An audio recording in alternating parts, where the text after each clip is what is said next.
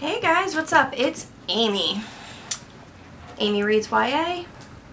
This is my channel. It's Booktubeathon week. It's also, of all of the stressful weeks I have at work, this is probably the most stressful week I've ever had at work. And on top of it, I am apparently the biggest dumbass in the world when it comes to putting iPhone clips into Photoshop to put together a vlog. Because my life is in shambles over this. I went to art school. I'm a photo major. I can work my way around a camera. I know what I'm doing. However, I'm a dope with Apple products and I'm a dope with video. So this has been fun. I didn't even try to make a vlog today because I've been so frustrated with it that I was like, I'm just gonna do a day 1 through, what are we on, day 5? Yeah, day 5. Day 1 through 5, whatever, roundup thing. Let y'all know where I'm hanging out at, what I think I might be able to accomplish, and what I already know is not going to happen. So, days 1 and 2, I did really, really good. I finished a book a day, and then Wednesday hit, and it was like, mental breakdown day. And then Thursday hit, and it was like, mental breakdown continues. And then today's Friday, and since I've had such a long week, I'm gonna drink beer tonight. I'll probably switch to wine, but for the sake of what I wanted to drink and what was readily available and cold and ready for me, I've got Flying Dog Bleacher Beer, which if you drink beer, this is a really good outdoor summertime beer. It's actually, Flying Dog is a Maryland brewery about an hour from where I live. And these, it looks like the Orioles logo, if you can see that. So they serve them at Camden Yards. It's really good. That being said, on day 1, I completed my coin toss challenge. And like, I know I did this in my other videos, but I just can't get over it. It's just like such a beautiful naked book. So I finished The Wicked Will Rise by Daniel Page. I give this definitely a solid 3 out of 5 stars. Do you hear this? This is Callie just non-stop over here. And now she's going to drink my beer because she loves beer. I give this a solid 3. I might even be willing to go to 4, 3.5 to 4. And I think I liked it so much because I was so worried about not liking it. I don't think I've read one positive review about this book. So just a quick synopsis if you don't know. This is book 2 in the Dorothy Must Die series, which I believe has 4 books, but like 5 or 6 novellas maybe total. So it's a decent amount of books in the series. The first one follows main character named Amy Gum, who is from Kansas, from a trailer park. So a modern day Dorothy, I guess you could say. And she is transported to Oz in a cyclone, and she is basically tasked with the job to kill Dorothy because Dorothy is not Cal. Okay. Dorothy is not what we believe her to be. Basically, in Daniel Page's reimagining of Oz, Dorothy left originally as she did in the movie and the book, and then she came back, and when she came back she let magic take hold of her and turn her evil. So she's actually like the new Wicked Witch. So Amy Gum has to kill her. Obviously you can imagine that because it's a 4-parter, things may or may not get accomplished in book 1. So in book 2, without giving away spoilers, the book picks up in the Emerald City in Oz where we left off, and she knows what she needs to take out Dorothy, and now it's just up to her to track him down and get it. And again, since it's book 2 in a 4-book series, we know that things aren't going to go super smooth and according to plan. So a lot of people complained about this, saying that there wasn't a lot of action, not a lot happened, and I can kind of see where they're coming from, but really Nothing super, super big happened, but we did meet new characters. We lost a couple of characters. And we traveled a whole lot. And it's set up really well for a book 3. So, I don't know. I don't know what the complaints are. I loved it, the way that Danielle Page writes. She just writes like a teenager. She writes like a sassy little smartass, and I love it. She cracks me up. Like, not many books will crack me up while I'm reading them, but Papa. Thank you. Can you sit down? Sit down. My life. So not many books can actually like crack me up, laugh out loud, like literal lol, and Danielle Page writes in a way that definitely cracks me up. So I really enjoyed that. That was super easy to get through. At the end of day 1, I did start book 2. I started book 2 and got about 86 pages into it in the span of like an hour. I was killing the game with this book. And it was a very quick, very easy read. And that is The Merciless. And this was for my Beautiful Spine challenge, which the spine looks exactly like this. So maybe it's kind of cheating, but it is still a beautiful spine, so it works. Buck loves to like lick pages, by the way. He loves to like get his nose in the pages and look at them. So yeah, I've had this book for like 2 years. Can't believe it took me this long to read it. I kept putting it off, and I do that a lot with books I'm excited for because I don't want to read them. Like, I want to read them, but I never want to not have that excitement to read it. Is this coming clear? Because I feel like what I'm trying to say isn't coming out right. Anyway, The Merciless, Danielle Vega. Also, the back is just tight. Forgive us, Father, for we have sinned. This book follows main character Sophia. She is an army brat, so she's always moving around, always new schools, never making good friends because she's not, like, why bother because you're not there long enough. So she comes, give me one second. She goes to school, it's her first day in a new school, small town in Alabama, I believe. She sees a cat skinned dead under the bleachers in some sort of like ritual-esque scene. She meets a couple of different characters, and to me, basically the whole book I'm going, but wait, who's actually the evil one?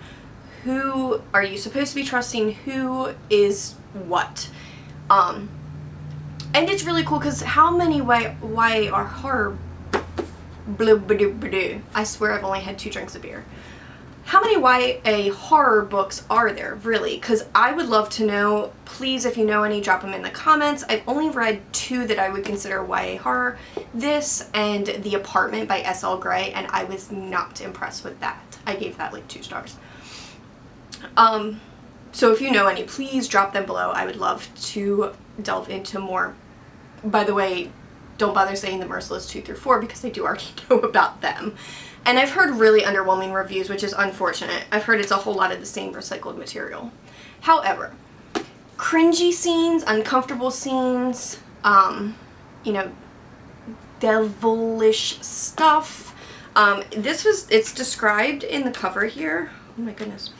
Mean Girls with an occult twist. And that's a super accurate description. So if you really like that YA cattiness mixed in with a little bit of gore and shock value, then you would love it.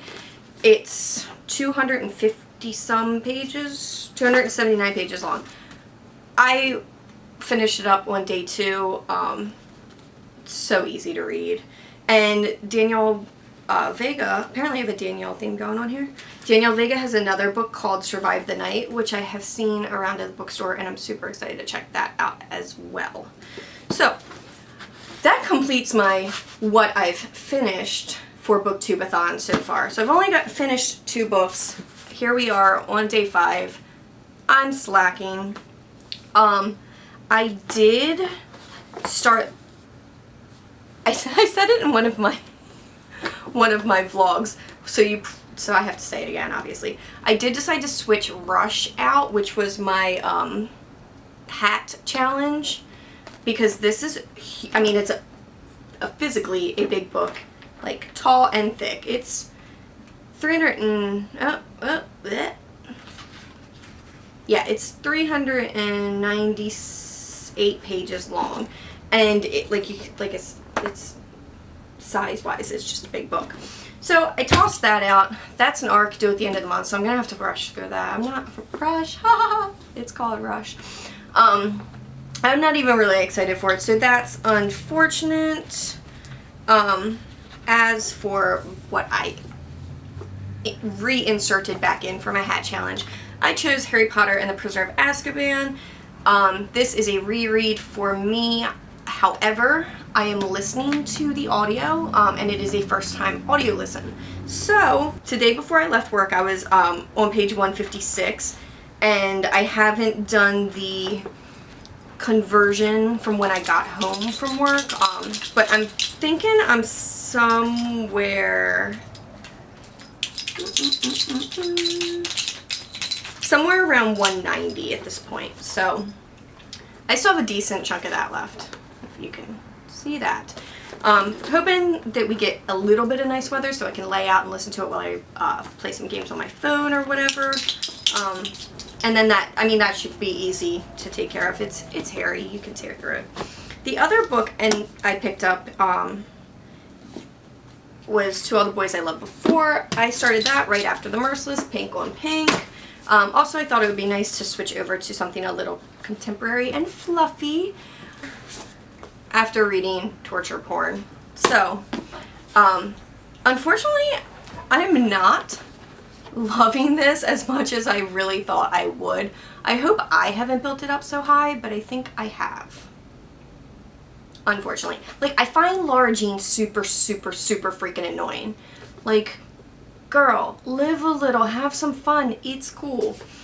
So I'm on chapter 40, page 209. I have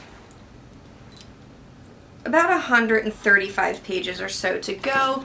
I'm hoping to finish this tonight. Again, it depends on when my husband gets home and when we decide to go to our friends and start drinking beer, because I probably will not get much farther after that happens. Other books I have to read this weekend. My memoir, which is my challenge for something you want to do, which I'm sorry you feel that way. The Astonishing but True Story of a Daughter, Sister, Slight. I got it so good the first time. I'm sorry you feel that way. The Astonishing but True Story of a Daughter, Sister, Slut, Wife, Mother, and Friend to Man and Dog. That's by Diana Joseph. This one's only 200 pages. If I can't bang this out before midnight on Sunday, then I don't know what to say. I'm not cut out for challenges. Pretties by Scott Westerfield. This is the sequel to Uglies. This was my read 7 books. This was the book that lost the coin toss, so I said, okay, that's book 7. And the one I'm most excited about for this challenge, and that's for my green cover, and that's Siege and Storm by Leigh Bardugo. I don't think I'm going to be able to get through this in the weekend, but I'm definitely going to start this before the weekend's out. If I know for a fact I'm not going to be able to get all these done, I'm going to toss Pretties, because Uglies was okay, but I don't know. I picked this up because it was at Savers for like $1. So that's where I stand on my challenge. Other than that, my life's been going splendid. I was so busy I couldn't see straight at work, and then today I hit 40 hours at 12:49, and at 2:30 I was like, you know what, I'm done. I ended up actually leaving around 3:30, so yes, early day. The other thing I want to do, I got book mail today from Simon & Schuster, so I wanted to do that while I've got a camera on me, because doesn't everyone want to watch someone else open up book mail? Alright, this is an arc of The Dirty Book Club by Lacey Harrison. It says she is a best-selling author of the Click series, which I have not heard of. I don't know when it comes out. It just says review copy, not for resale. Let me see if it says anything on here. Ba-ba-da-ba-da-ba-da-ba-da-ba-da. It doesn't. Okay, well this is an arc that comes out at some point. And I'll just read the back. Seriously, it doesn't say it anywhere. Huh. MJ Stark's life is perfect. She has her dream job, a sexy doctor boyfriend, and a glamorous life in New York. All that doesn't sound good to me. Except for the dream job. Give me the dream job. But behind her success, there is a debilitating sense of loneliness. So when her boyfriend offers her a new start in California, she gives it a try. I think I'll take Cali over New York, honestly. Once there, MJ is left to fend for herself with only the company of her elderly neighbor, Gloria. One afternoon, MJ discovers that Gloria has moved to Paris to honor a 50-year-old pact. Okay.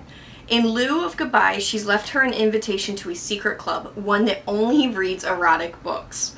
Curious, MJ accepts and meets the other members, Addie, who avoids responsibility, Britt, an overworked mom, and Jules, whose life is slowly unraveling.